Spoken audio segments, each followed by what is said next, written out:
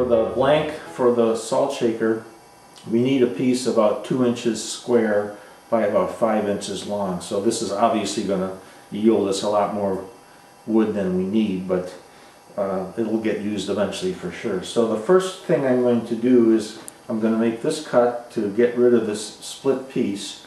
Then we can see what we got inside and determine how to make the next cut.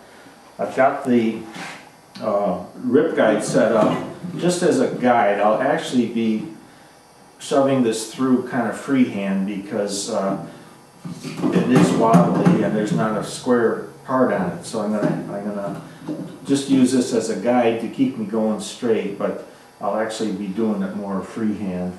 And to help myself, I have these gloves with the gripper surface on it, so I get a good grip and don't slip off by accident.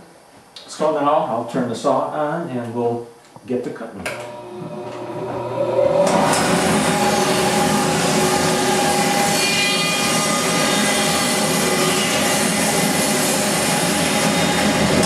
that's going to go back in the firewood pile.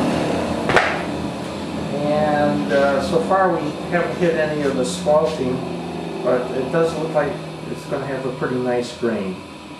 So this gives me a flat surface, which I'll put down on the face of the table for the next cut. And this one, I want to cut it so it's just about even with the low end here. Some of the grain pattern is starting to come through on that cut. So we'll make a third cut this way. I'm going to set up and make the final cut at 2 inches and square the blank up at 2 inches. For that I'll have to get my little ruler here. We're almost there. We're down to 2 1/8, so we're not going to be taking too much off. So what I'm going to do now, I'm going to go first this way, and it'll be 2 inches in this plane, and then probably this way, and it'll be 2 inches in that plane. So I should end up with a 2-inch square block.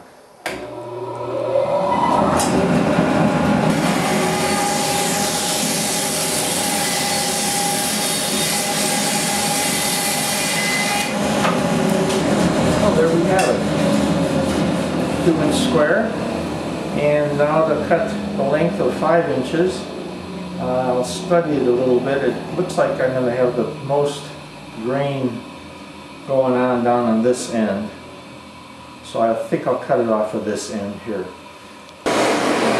This is just a little miter sled that I made. It serves many purposes on the table saw. It's ideal for making pen blanks because it allows you to get almost a perfectly square cut.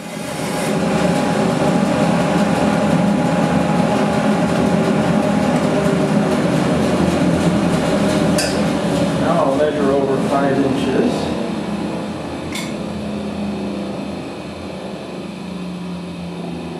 Line that up with my saw kerf.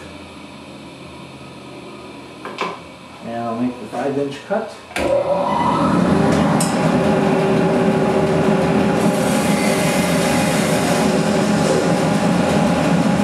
The next thing I have to do is to cut off a piece that's long enough for the top.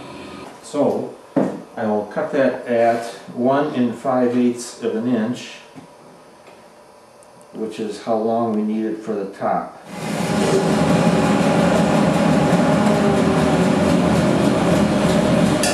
I'm going to keep these together, and I'm going to take them over to the bench there, and I'm going to mark them so that when I'm done I can align the pieces so that the grain matches up from the top of the salt shaker to the bottom of the salt shaker. Next step will be take them over to the lathe and set up to drill the holes.